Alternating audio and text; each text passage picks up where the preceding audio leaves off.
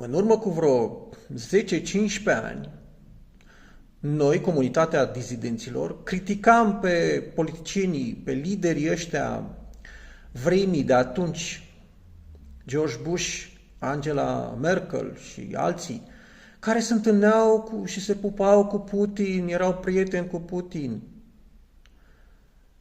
Și noi încercam să înțelegem cum e posibil așa ceva, să vorbiți, să stați de vorbă cu un astfel de dictator, că în Rusia dictatura asta, aproape de dictatura clasică, nu e nouă, nu e din 2019 de când au început așa micile râci între Putin și Occident. Până atunci s-au pupat, au fost prieteni la cataramă. Și dintr-o dată nu ne mai place de Putin. Hai să ne delimităm de el. Adică le-a trebuit cumva 10 ani ca să adopte ideile noastre dizidente și să facă din ele propriul lor proiect politic, propria lor agendă.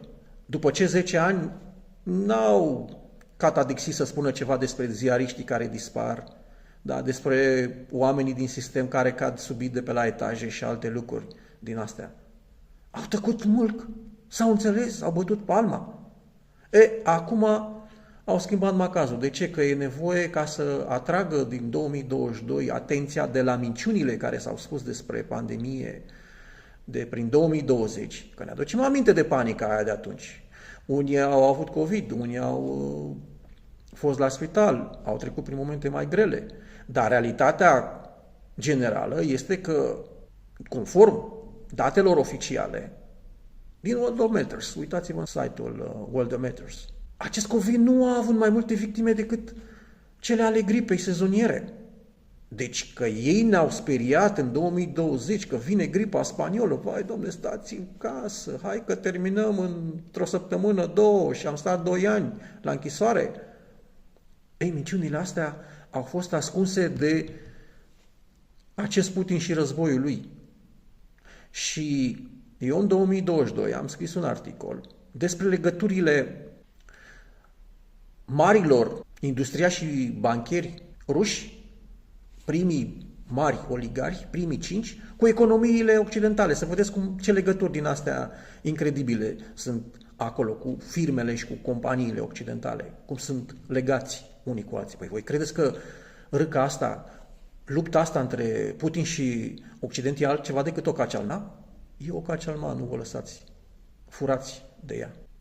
Iar cei care au uitat agenda românească și au numai război în atenție și vorbesc numai de război, păi ei probabil sunt oamenii CIA, simplu pentru ei, că sunt protejați. Dar noi românii nu putem să ne luptăm cu rușii. Uitați de acest război. Și de cei care vi-l bagă pe gât, pentru că dacă vă instigă, chiar vă duceți dincolo. Slavă Domnului că nu s-au dus prea mulți români. Unii s-au dus acolo ca mercenari, că s-a vorbit despre ei. Dar există riscul pe viitor, în special prin acest Călin Georgescu, să fim atrași în acest război. Desigur că și Lasconi a declarat că hai să ajutăm Ucraina și care tot cam pe acolo înseamnă. Deci ambii sunt dubioși. Unul pentru că creează o dictatură și a declarat că vrea să facă serviciu militar obligatoriu, deci asta înseamnă că ne întâlnim militar și evident, deși el zice acum că nu vrea să atragă România în război, spre așa ceva se duce. Deci ambele direcții se duc spre asta. Așa că mai bine stați acasă și nu votați.